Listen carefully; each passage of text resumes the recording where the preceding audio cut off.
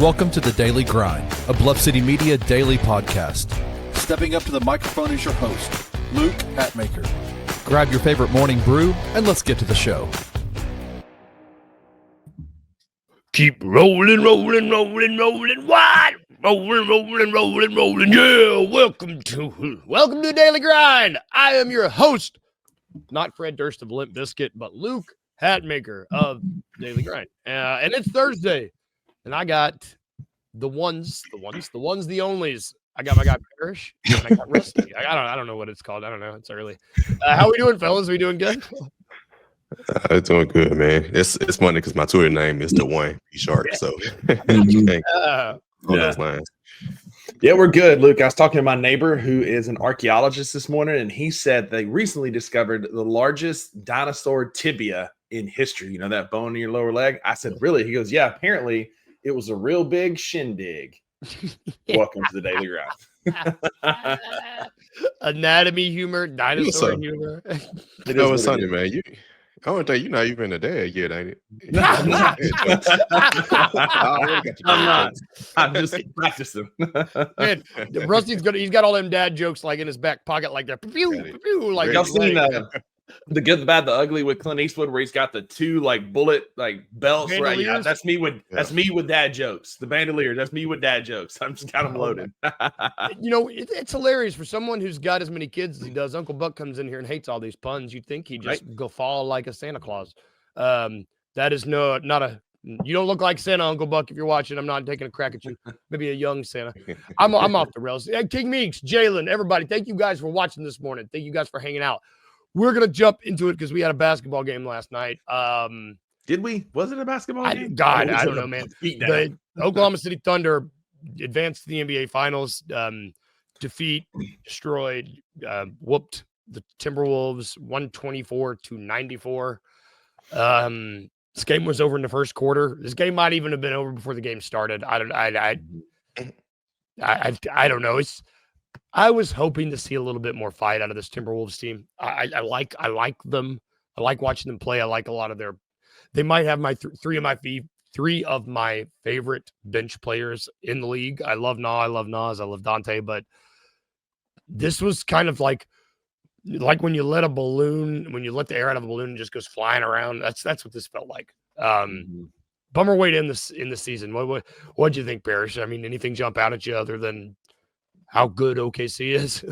I mean, that's really what it is. I don't even think it was like a fight from Minnesota. They just came out missing shots, and OKC just put the pedal to the metal. So, and I mean, someone mentioned it last night, but I was thinking during the game, every single series, OKC has won a game by like 40, 30, 40, 50 points, right? They beat the Grizzlies by 50 in game one, beat up Denver twice. They beat them by 40, I think, twice or something like that. Game two, they beat them down. In game seven, they beat them down. Yep. Minnesota, game one, they technically beat them down. They beat them by 26. Then last night, I think they ended up winning by 30, but they were up by almost 40 at some point. So 1 or 2 games every series, OKC did this to a team. Although Denver took them to 7 games, they still outscored them by like 60 points, point differential throughout the series. So it's like it lets you know that Denver series was a young team playing against a team that won a championship, trying to learn how to win. And I compared it to, I haven't said it on the show or anything, but it reminded me of Golden State that first year they won when they had to get past Memphis in the second round. Yeah. It was that, just like that was their first test. Like, all right, if we get past them, there's no stopping us. They got past Denver. Is it the 2016 Warriors? Yeah. 2016, yep. So that's what this team kind of remind me of. Not saying they're gonna go on the same dynasty run. The second apron, all these tax rules are gonna make that hard, but they OKC is the best team. They were the best team all season. They just keep showing it time and time again, and people keep getting mad at it, but it is what it is. They go. Yeah, I think last night is much more of a testament to Oklahoma City than it is Minnesota. Like, you could have inserted any Western Conference team in there, and I think Oklahoma City, it's the same outcome. It's a gentleman's sweep. It's 6 games at most. This Oklahoma City team looks locked in. They played their tails off last night, couldn't miss, and just their defense is suffocating, which is why I think this finals, if the Pacers can find a way to beat the Knicks, I think this finals is going to be a lot better than a lot of people think. It's going to be fun. I think this is going to be a great, for hoops heads, maybe not for like big market kind of guys, but like for people who just like good basketball, it's going to be great basketball. Let me talk about that, man. That's a bunch of malarkey, bro. Malarkey. Oh yeah. I'm just word this morning. Yeah, I ain't trying to say BS. I ain't gonna say the word. I'm trying to, I'm doing better on shows with it. But them folks know they're gonna be watching the games, bro. They need to stop it. Like, I've been doing a good job kind of staying off Twitter and not seeing this stuff. So I see either there or I got these people muted because I see the people talking about the people saying it. Kind of like Grizzlies fans, I see people talking about the people saying the dumb stuff. I don't actually see the dumb. Yeah. Either I have all these folks muted or I'm just missing it. I don't know what it is, but that whole thing, the whole big market, that's so dumb. You knew it was coming. It was coming regardless. Like it was coming long as OKC got there. Yeah, Indiana. This was the perfect match for it. Be like, oh yeah. No, I'm like, y'all need to stop. Y'all know y'all watching them. Y'all know y'all watching Johannesburg. Y'all need to stop it. And kind of like we were talking about earlier, neither of these teams are going to be in or paying any of the taxes. They're not in any of the aprons. They're both underneath it. So I'm curious what that's going to look like going forward. But this shows that, to me, it tells me that there's a path for Memphis to get here if you follow the mold of one of these two teams. Yeah. I about to say, it's so funny. I wrote the article yesterday and said on Twitter and that group text Rusty about the Grizzlies, Ja Morant being healthy. I mean, kind of when you think about, because I wrote an article last week about the 4 teams remaining. Who's hurt on any of these 4 teams remaining? I mean, that's it. Every year the Grizzlies have somebody hurt. So hypothetically, the teams who make it far, they may have one person in their rotation in the back end their rotation hurt. Listen, that's a part of the game. That's the part of the game. Being available and being healthy is a skill these days. And the teams that survive are the ones that can be the healthiest. I was talking to a guy yesterday, big Pacers fan, and that's the biggest thing is they're bought in to Carlisle and the system there in Indiana, and they're just healthy. Like they don't have dudes that are out. And that is one thing that John, like we can make all these cute trades for Giannis or for, Domantas Sabonis or go get Herb Jones or what can we do to get Cam Johnson? None of it's going to matter if 12 isn't on the court. Because then they can key in on Jaren like they did in Oklahoma City games after Ja got hurt. Just throw everything at Jaren, and we didn't have anybody else that can score. And so Ja Morant not being on the court is the number one thing. And I feel like call me Captain Obvious from those old commercials, but like that's the most obvious thing that we need is a healthy Ja Morant. Because even with some of the pieces we have now, a healthy Ja Morant takes this team much further than what we did this year. And to take it. Oh, go ahead. I was about to say, to take it back to the regular season when the Grizzlies when they actually went on the slide, who got hurt, who missed 6 games in a row. It started with Ja Morant getting hurt. That's when they went on the buzzer beater losses. Then he came back for a second. Then Jaren went out. It was then Brandon Clark went out in the midst of the road losing streak. Everything happened along the injuries. It's funny. It's crazy, but it's like they probably finished top half of the rest because they were already top half if health permitted. And it's just like, unfortunately, we're just unlucky in that department. Not only Ja Morant, Brandon Clark has missed the last 2 playoff rounds. Jalen Wells played the whole season. Wells, got hurt at the very end off a dumb play. Somebody clip him from underneath. It's just the game that truly didn't matter. And that's 3 of your 6 playoff rotation guys right there. Yeah, 100%. I mean, but you talk about, to bring it back to the game last night, you talk about consistency. Oklahoma City, since the 2009 season, which I believe was their first season in Oklahoma City, have had 2 seasons with less than 40 wins. They have won more than 40 games every year except for the 21-22 and the 2021 season in Oklahoma City. Part of that's been health. Part of that's Sam Presti's done a really good job of building with key pieces around. Like they rode the tide of the big 3, right? When they had KD, Russ, and James Harden. And now they've swung the other way to where they're able to do some fancy footwork, get some great players kind of out of the salvage bin, right? Like they pulled, SGA was a part of the Paul George trade, but it wasn't like the flashy part. I mean, he was a good player, but it wasn't like, oh my God, we got SGA, right? And then they drafted really well and they built a team on consistency. And so that's what Memphis needs to follow is something like that. But to me, that's impressive. They've been in Oklahoma City since 2009 and have had 2 seasons with less than 40 wins. And have made the finals twice since 2009. They made it with KD. They made it with that KD team. They're making it with this it's really good organization. Shout out Sam Presti. He has done a bang up job as a GM out there.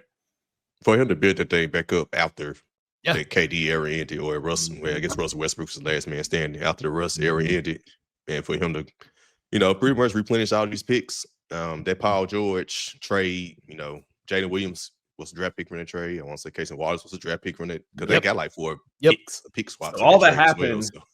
All that happened, and they went 44-28, 22-50, 24-58, 40-42. Then they won 57 and then 68 games this year. So it's just like they got rid of Paul George. They had 2 rebuilding years, and then they won 57 and now 68, and they're the best team in the NBA.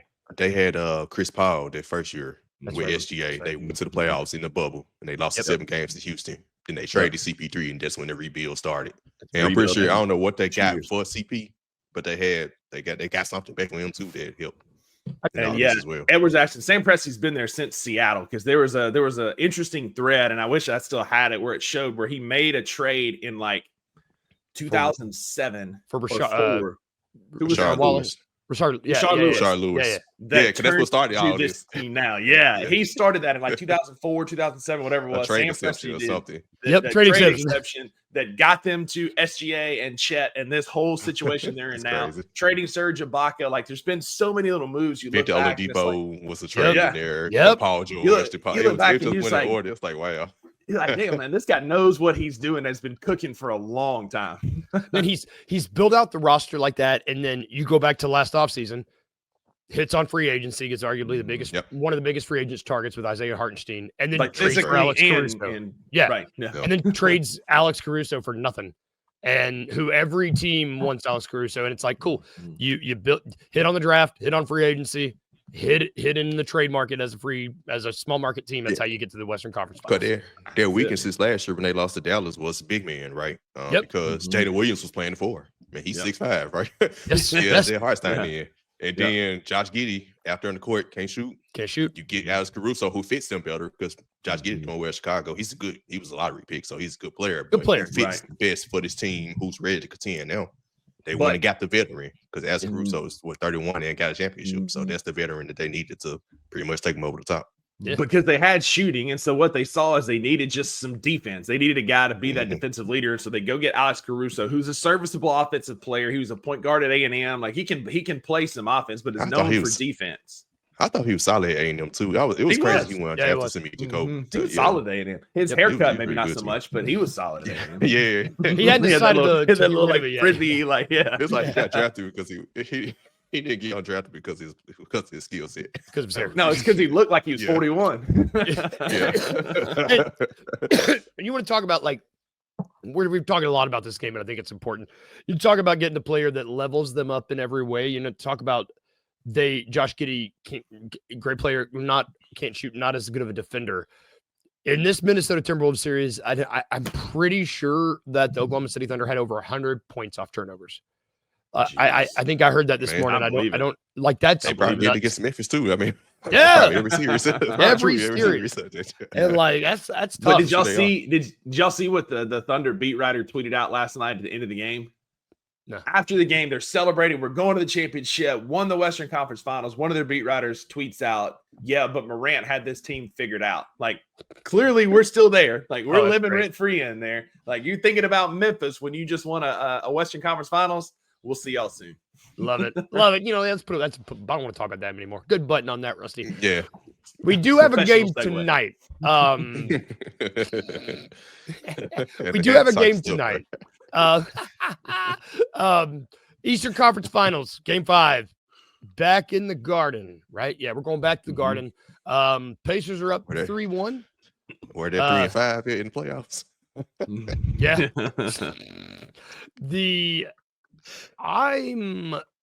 I don't know. You think Pacers close this out? I guess that's my question. Or do you think this is going to go back to the field house? I want to say the Pacers will close it out, but I just have a feeling this series is too good to end in 5. Yeah. I think that Pacers in 6. I think the Knicks pull one out at home tonight, and then they close it out at the field house in Game 6. Call me crazy. Damn, what series? I had a perfect comparison for this series, but either way, I got Pacers in 7 actually. It was something because it was another series I'm thinking about where a team fell down 3-1, and then they lost the next. It was the Grizzlies. I was like, what is the Grizzlies? Grizzlies. When we blew that 27-point lead in Game 1, New York blew that late lead, 14-point lead with 3 minutes to go in Game 1. Yep. To lose, the Grizzlies fell down 3-1, and they lost in Game 7. How we got to talk about that this morning? It does. That's why. That's why comparison for this series. It's like it kind of. I tried to going like. I'm trying to bury that memory, Parrish. Like, what are we doing here this morning, man? Man. We were all. It is what it is, bro. It's there. Look, I agree. I think this series could go 7. I think the Knicks are very capable. I don't know that the Pacers are going to lose 2 games in a row. I just don't feel like they will. I think they might lose tonight and send it back to Indy for game 6 and one in front of their home crowd. I mean, obviously Adam Silver would prefer that because it's more money and viewership, but this Pacers team is too good and playing too well. They very easily could close it out tonight, especially if they play like they did the other night. They beat the socks off the Knicks the other night. I think they could do that again tonight, but I'm gonna say Pacers in 6. Cat is questionable too. He's probably gonna play, but he was limping really bad. He got hurt at the end of the game. Oh yeah, he did. At the very end of the game. I forgot about that. Yeah. I think that's a good wrinkle to keep an eye on. I mean, you mentioned Parrish. God, I hadn't thought about that series since that series. I think you would have talked about a team that arguably was the better team. I mean, had more talent, went into that game, but the Grizzlies lost that series because of that blowout game in that first game. And that's what my thought. It was like, ultimately New York is going to lose the series because they blew game 1. Yep. And it's like no matter what, they're going to end up losing the series because of their game. Even if you get game 7, Indiana going to win game 7 in New York because they blew game 1. Yep. Yeah. That's. Oh, if I'm a Knicks fan and I'm listening to us, I'd be upset. I'm with you guys though. Hopefully we get this. I would like to see this go 7. I would love that. If it closes out tonight, we got to wait over a week till we get more basketball, which would suck. At least if it goes one more, we don't have to wait a full week. Any last thoughts? We're going to hear a whole week of people talking about this whole big market finals guy. Dude, I'm so over. Just because you played in the NBA doesn't mean you need a microphone. I'm looking at you, Chandler Parsons, and I'm looking at you, Markieff Morris. Those two dudes just keep saying they keep saying dumb stuff, and then you add them with Perkins, and they have the collective IQ of a sweet potato up there, and it's just awful commentating. It's awful. Man, I heard if you say the name Chandler Parsons 3 times in a mirror, he shows up, says he'll help you, and then just blows his knees out and goes away forever. And take $95 million with him. Hate that dude. God, you got me in a bad mood, Rusty.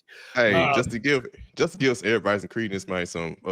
Everybody do yourselves a favor. Don't watch ESPN or those shows. Watch Melo at 7 p.m. in Brooklyn. He's actually gonna talk real basketball. Watch Podcast B. Paul George. They actually just had a show together on his show. Watch Bluff City Media. Talk. Yeah, Watch City Media. But I was saying if you want to watch, if you want to actually watch, if you want to watch former players, those are the players to watch. Don't be watching the ones that's on national TV. Watch Out the Mud. Watch KG and Paul Pierce. You get good stuff on there. Don't watch some of the other clown. Brevin Knights. Let's go watch the night court. The night court. Actual basketball talk, man. Yeah, it's out there. You can find it. We'll go and get you out of here, Parrish. We're going to take a quick break. Share with you a little ounce of hope, as it were. And when we get back, we're going to talk about a couple more things, see what Minnesota needs to do, if they need to reboot or retool right after this break. Thank you, Parrish. You have a good rest of your day, brother. All right, y'all. Looking for an alternative to alcohol or conventional medicine? Check out Ounce of Hope, a Memphis-based dispensary with 2 local stores in the Sanderland Center and on South Cooper Street. You can get all the products you need in a location convenient to you. Each store offers an intentional shopping experience with dedicated bud tenders to answer all of your questions, from product selection and mushroom blends to our personal favorite, the Delta 9 seltzers. You gotta try the Peach Buzz. Try Ounce of Hope at either one of their 2 Memphis stores or at www.ounceofhope.com for convenient products shipped right to your door. Use the promo code BluffCity for 15% off any order, excluding sale items. Cannot be used in conjunction with other promotions or discounts. One use per customer.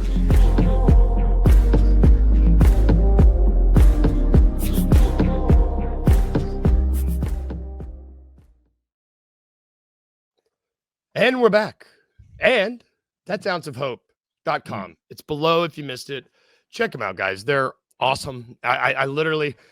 We used to be a bit on this show where we'd be frustrated with our commercials because they would be so repetitive. This is a killer ad. It makes me so happy. After it's over, I'm like, man, I need to start my day right. I need to I'm chill. I don't know. They're great. Ounce of Listen, Hope. I've been to the factory. I've seen how the sausage is made. It's an incredible process. It's super like green initiative, in-house closed loop system where they have their own water, fertilizer, everything through in-house. It's awesome. Great operation. Use code Bluff City for 15% off your order, as Kenny said there in the commercial, and support a great organization. You know, I can't give away a lot of details yet, but we got a pretty exciting event planned with them coming up later this summer. Super stoked about that. Stay tuned for details. But Ounce of Hope, great local company. Memphians supporting Memphians. And if not, Nashvillians supporting Memphians at ounceofhope.com. There you Tennesseans support them. Payday. It's like I get more forward. Like look more forward to payday now. I'm like, you know what? Ounceofhope.com. Get that. Absolutely. I got a seltzer order in the works. Can't wait to get some more of those. Got with some cherry Jane and some high lime this time. Using that code Bluff City for 15%. I hope I start getting orders and my mailman's like, "What is this, brother?" And I'm gonna be like, "Hey, code Bluff City." I told my hairstylist the other day, we were talking, Yes! and she was like, I started drinking these THC seltzers, and I was like, oh, let me give you a code for 15% off the best THC seltzers in the biz. Boom, we got y'all. You know who needs an ounce of hope and who's gonna need some THC seltzers? Minnesota Timberwolves after last night, man. They are in rebooting and retooling phase. We're bringing this back because they are out of the playoffs. They are in an interesting, I don't want to say a predicament. We mentioned briefly yesterday, this is just going to be an interesting summer for these guys because they obviously don't need to reboot. Obviously they've got Ant Edwards, who's, I would say we are both big fans of Ant personally. He's ahead of schedule, I would say, in terms of his trajectory. So, I mean, clearly they just need to retool around him. I just think that might be a little bit harder than they think. I don't know. Yeah. I think it obviously is more retooling than reboot. I don't think they need a big blow up, but Gobert's getting older. Mike Conley's getting older. They do need some pieces. Why not sell high on Julius Randle? Randle hurt them a lot in the playoffs, but there's going to be some team out there. Maybe it's Brooklyn, maybe it's Utah, maybe somebody's looking for a vet presence to help grow a young team. Maybe there's like a young player on one of these teams that wants to play alongside Ant that they could pair up. I think Julius Randle is probably going to be your best bet because I agree with King Meeks. Like they do need a true point guard alongside Ant to be that true complement to him. And I just think it starts with Julius Randle moving off of that contract and seeing what you can get for him. Yeah, and I mean, he's clearly someone who someone will be able to talk themselves into Julius Randle, especially like he had some. There was enough that he showed in the earlier series of this playoffs where I could. It's really easy to talk yourself into him as a player. Yeah. They just don't have many other options other than that being their trade piece, because they're probably going to lose one of either Nas or Na.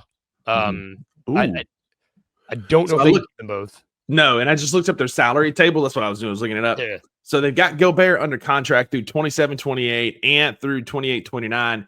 Julius Randle has a player option for $30 million for next year, so he could opt into that. And then, Lauri Markkanen, as Edward says here in the comments, maybe they get a Markkanen, Colin Sexton kind of deal where they can move those guys to Minnesota and pair Colin alongside Ant. You talk about tenacious downhill playing, man. Those two dudes are dogs, man. And then you add Lauri Markkanen into that Julius Randle role alongside Rudy Gobert, then it's more natural for what they need too. That's it, man. You space the floor, which is what Ant needs. Big, athletic. Shout out Edward Ball Knower in the comments. Yeah. Because he's got a player option. Nas Reed has a player option, which I feel pretty confident he's going to decline because it's only $15 million. Yeah, he can make. Like I said on the show the other day, somebody's going to overpay Nas Reed and somebody's going to overpay Nas based on how they played this year because Nas' deal is done. He's no longer under contract after this season, and he only made $4.3 million. So two people are going to I guarantee, and there's nothing against Na or Nas. They're both good players, but somebody's going to overpay for both of them based on their production. And we'll see, are they a system guy or are they truly, that star? But I think it starts with Julius Randle, and I like the Lauri Markkanen and Colin Sexton thing makes a lot of sense if you're Minnesota. Edward, that's good, but why are you out here making them so much better, brother? We don't want that. We just made Minnesota really good. We did. We'd rather those guys come to Memphis. Yeah, I'm like, man, you talking about a starting five of Colin Sexton, Ant Edwards, Jaden McDaniels, Lowry and Gobert is pretty good. Bruh. The Western Conference Finals just got a lot harder for Memphis, especially if we hold serve and our big summer pickup is Tarek Biberovic. Yeah, Edward, we give you a job. We got you. We bring you in to be Memphis GM. Also, Courtney, thank you for joining us. I don't know if I've seen you in here before. Nas Reed is what we want Santi to be. He's just Courtney's a $2 Sports Show regular, so welcome. Nice to be in here. Yeah, Courtney. Yeah, Nas Reed is what we want Santi to be. Yeah, I mean that's it. That's it. You're absolutely right. This man, the more and more I keep reading, the more and more I get excited for this summer with teams rebooting or retooling. I mean, Sham said this week it's going to be one of the more, and I know part of his job is hyping it up for ESPN, so everybody's all bought in, but like it makes sense that there's going to be a lot of moving pieces, particularly with teams being so afraid of that apron. And the reality is you're very likely to have two teams in the NBA Finals, and neither of them are in either apron. And so there's going to be a lot of reshuffling this summer. So buckle up, like and subscribe while you're here. So that way you have the content from the best content creation company in the game, Bluff City Media. Boom. Man, you're talking about Shams doling up interest in the summer. We also saw something yesterday. I believe it was yesterday. And I believe it was Bleacher Report that originally had the exact quote. I don't have it in front of me, but it was I tend to take their articles with a grain of salt because sometimes it's like Bleacher Report. It's Bleacher Report. Sometimes it's like, man, what are we doing? But this actually had quotes and reporting, and I don't have the gentleman's name, but Grizzlies were on a list of teams, and this was a decent. There were like 5 to 6 teams on this list. Obviously, teams are going to make a push for Giannis, but this was Grizzlies to make a quote surprise push for Giannis. This is interesting, and then the article goes pretty in depth about like the Grizzlies have options to trade to get him on this team. And then I started looking at the Grizzlies salary cap sheet for salary cap situation for next year. We only have 4 dudes making double figures next year. Yeah. Dez, Ja, Jaren, and Brandon Clark. Those are our only guys making double figures. Yeah. After that, we got 2 guys making $6 million, and Edie and Conchar, and then everybody else is under young. It's a lot of young guys making $2 million, give or take. Yeah. Giannis is making 50 odd million. I mean, it works with Dez and Brandon Clark, and that breaks my heart. I love those 2 dudes, but like we're talking about Giannis Antetokounmpo, like a generational talent that if he says he wants to come to Memphis, to me, there's only one dude that's going to be untouchable because I think Ja and Giannis pair up really well together. Now, what I would love to see is a deal that includes, like I said, Dez, BC, John Conchar, whatever that looks like. And it's going to take a literal butt ton of picks. So you're probably going to have to get a couple of teams involved, which is fine. Because if you're trading for Giannis and your starting lineup, let's hypothetically walk with me here. We've got Ja, insert whatever 2 guard here.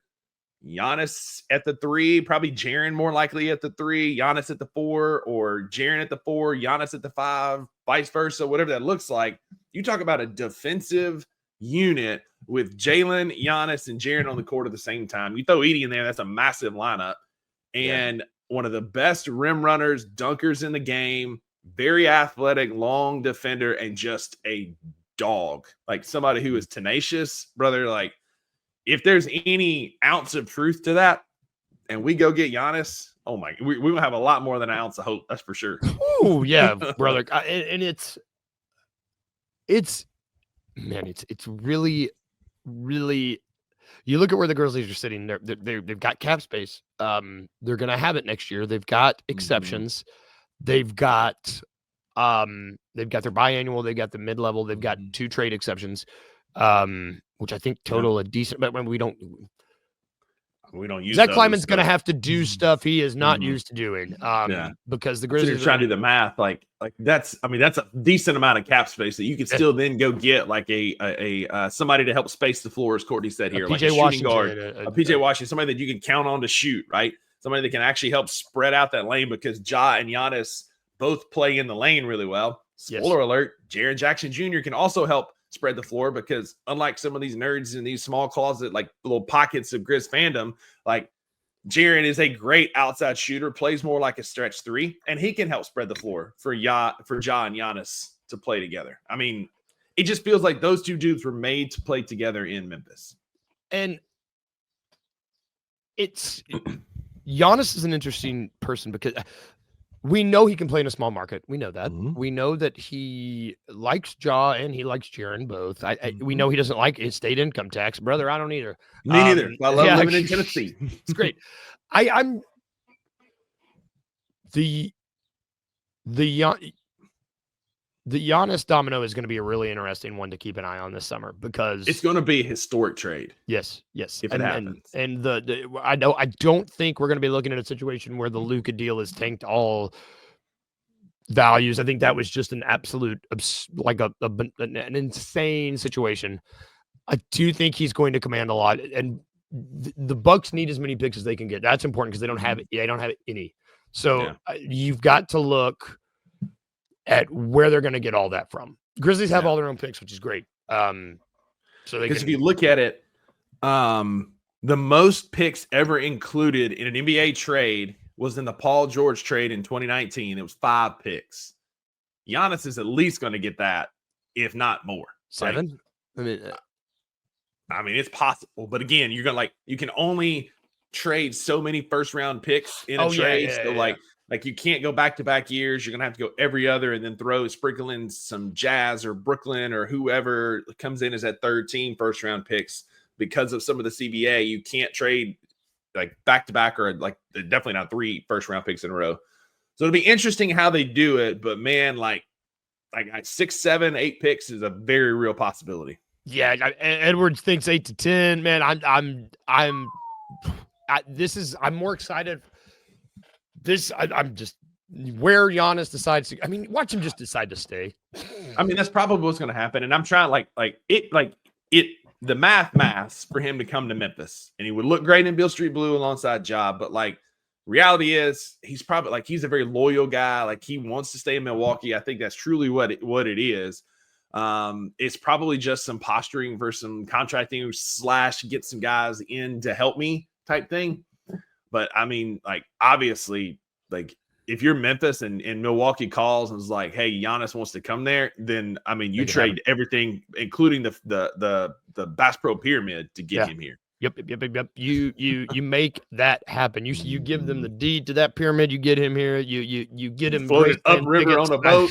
You just get it out of here. You want the M bridge? Sure, we'll just we'll ferry people across again. You want the M bridge lit up like the Greek flag? You got it, brother. You just let us know. We'll make it happen. Good gracious. Hey, we got a great Greek festival, Giannis. Come on in and enjoy. Yeah, come on down, brother. That's gonna do it for our show today, y'all. Thank you guys for watching. Thank you for sitting with us as we discuss these conference finals. We got one more game tonight. I'm gonna be watching. I love this Pacers team. I'm excited. Hopefully we get at least a good game. I just want it to keep going a little bit. Give me more. Give me more basketball, please. We will be back tomorrow. Yeah, it's Thursday. We'll be back tomorrow to talk this game. God, my days are all confused. We will be back tomorrow. No question mark at the end of that. So yeah, come and join us tomorrow. $2 Sports Show today, right? Yeah, it's going to be good. Listen, come hang out. Come talk to us. We're going to be talking about how the Grizzlies can follow in the Indiana Pacers' footsteps, follow in Oklahoma City's footsteps, what we need to do to get there. It's not that much further away than you think. Man, God, I love you guys because I literally was struggling. I was like, man, this needs to be discussed, but I don't have time on my show. I want to have a blueprint talk about how we can follow it. And you know what? You guys got it. This is why we compliment each other well. You come for the daily grind, the tomfoolery, the puns, it's a trap, all the things. And then you stay for the $2 Sports Show where we compliment the daily grind. It's great. So tune in, y'all. We will be back tomorrow. Remember these 2 things as you go about your day, like we always tell you. Remember to be a little weird, just a little bit, and remember to smile. Bye, guys. See you tomorrow. Have a great day.